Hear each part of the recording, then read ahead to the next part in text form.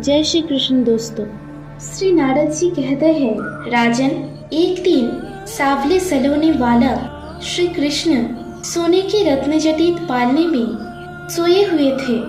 उनके मुंह पर लोगों को मोहने वाले मंद हास्य की छटा छा रही थी। दृष्टिजनित पीड़ा के निवारण के लिए नंद नंदन के ललाट पर काजल का टिटोना शोभा पा रहा था। कमल के समान सुंदर नेत्रों में काजल लगा था। अपनी उस सुंदर लाला को मैया यशोदा ने गोद में ले लिया। वह बाल मुकुंद पैर का अंगूठा चूस रहे थे।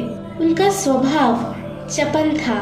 नील, नूतन, कोमल एवं खुमराले केश बंधु से उनकी अंग छटा अद्भुत जान पड़ती थी। वक्षस्थल पर श्रीवत्स्य चिन्ह, बाघनखा तथा चमकीले अर्धचंद्र नामक आभूषण शोभा दे रहे थे। अपार दयामयी गोपी यशोदा अपने उस लाला को लड़ाती हुई बड़े आनंद का अनुभव कर रही थी। राजन, बालक श्री कृष्ण दूध पी चुके थे। उन्हें जिभाई आ रही थी। माता की दृष्टि उधर पड़ी तो उनके मुख में पृथ्वी आदि 5 तत्वों सहित संपूर्ण विराट ब्रह्मांड तथा इंद्र प्रभृति श्रेष्ठ देवता दृष्टिगोचर हुए। तब श्री यशोदा जी के मन में त्रास छा गया, अतः उन्होंने अपनी आंखें मूंद ली। महाराज, परिपूर्णतमा भगवान श्री कृष्ण सर्वश्रेष्ठ है। उनकी ही माया से संपूर्ण संसार सत्तावन बना है। उसी माया के प्रभाव से यशोदा जी की स्मृति टिक न सकी। फिर अपने बालक श्री कृष्ण पर उनका वात्सल्यपूर्ण दया भाव उत्पन्न हो गया। अहो, श्री नंद रानी के तप का वर्णन कहाँ तक कहूँ? श्री बहुलाश्व ने पूछा, मुनिवर, नंद जी ने यशोदा के साथ कौन सा महान तप किया था जिसके प्रभाव से भगवान श्री कृष्णचंद्र उनके यह पुत्र रूप में प्रकट हुए? श्री नारद जी ने कहा, 8 वासुओं में प्रधान जो द्रोण नामक वासु है, उनकी स्त्री का नाम धरा है। इन्हें संतान नहीं थी। वह भगवान श्री विष्णु के परम भक्त थे। देवताओं के राज्य का भी पालन करते थे। राजन, एक समय पुत्र की अभिलाषा होने पर ब्रह्मा जी के आदेश से वे अपनी सहधर्मिणी धरा के साथ तप करने के लिए मंदराचल पर्वत पर गए। वहाँ दोनों दंपति कंद, मूल एवं फल खाकर अथवा सूखे पत्ते चबाकर तपस्या करते थे। बाद में जल के आधार पर इनके जीवन चलने लगा। तदंतर उन्होंने जल पीना भी बंद कर दिया। इस प्रकार जनशून्य देश में उनकी तपस्या चलने लगी। उन्हें तप करते जब 10 करोड़ वर्ष बीत गए, तब ब्रह्मा जी प्रसन्न होकर आए और बोले, वर मांगो। उस समय उनके ऊपर जिनके पड़ गई थी, अतः उन्हें हटाकर द्रोण अपनी पत्नी के साथ बाहर निकले। उन्होंने ब्रह्मा जी को प्रणाम किया और विधिवत उनकी पूजा की।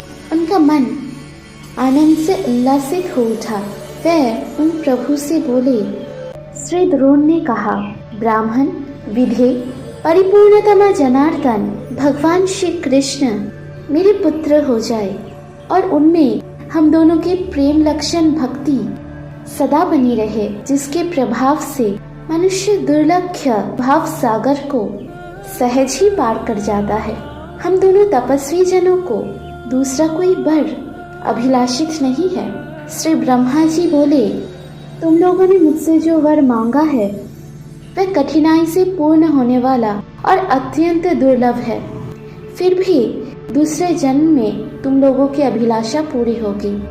श्री नारद जी कहते हैं, राजन, वह द्रोण ही इस पृथ्वी पर नंद हुए और धरा ही यशोदा नाम से विख्यात हुई।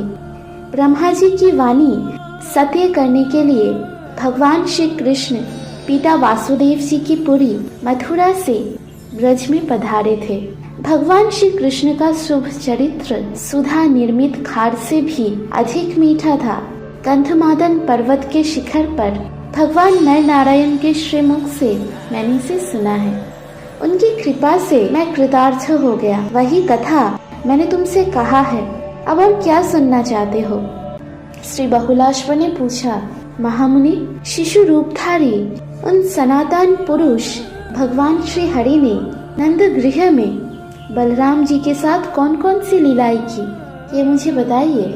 श्री नारद जी ने कहा, राजन, एक दिन वासुदेव जी के भेजे हुए महामुनि गर्गाचार्य अपने शिष्यों के साथ नंद भवन में आए।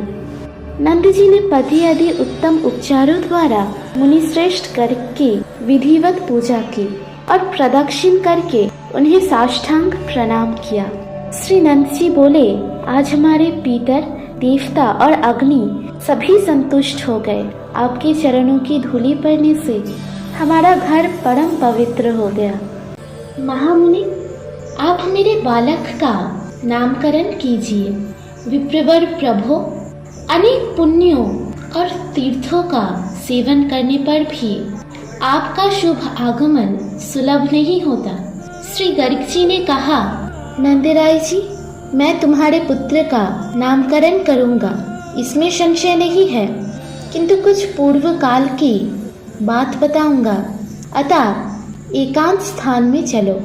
श्री नारद जी कहते हैं, राजन, तदंतर गर्ग जी नंद, यशोदा तथा दोनों बालक श्री कृष्ण एवं बलराम को साथ लेकर गौशाला में, जहाँ दूसरा कोई नहीं था, चले गए।